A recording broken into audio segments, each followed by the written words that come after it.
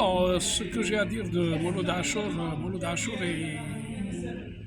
c'est d'abord un homme qui était profondément attaché aux valeurs. La valeur de la famille, la valeur de la patrie, les valeurs de la nation.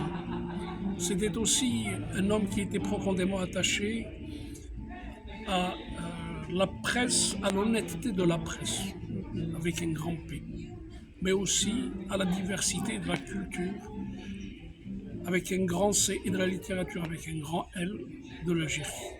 La littérature algérienne, la culture algérienne.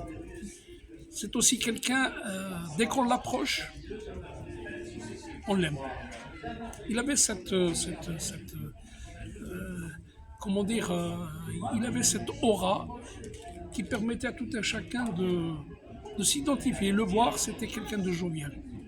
Avec lui, on aime un peu la vie. C'était un gentleman aussi.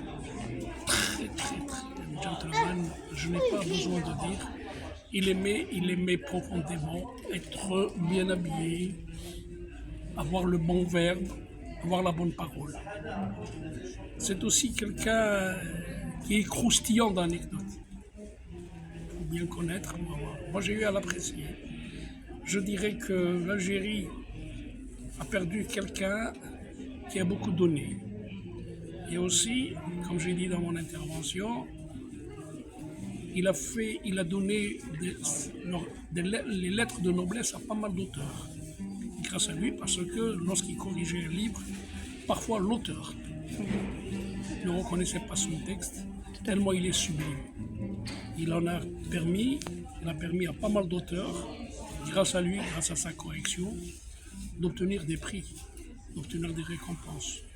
Et le must des must, comme on dit, celui qui a connu un succès planétaire, c'est Yasmine Akhdara.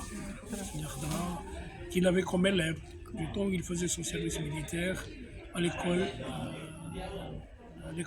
nationale, enfin des cadets de la Révolution, qui était militaire. Et comme je l'ai dit, comme je viens de le dire, c'est que Mouloud Achour, c'est quelqu'un qu'on peut aborder facilement. Yasmine Akhdara le dit. Il était abordable. Ça veut dire quoi? Ça veut dire que tous les autres enseignants qu'il avait, ils avaient un visage fermé, parce qu'ils étaient militaires.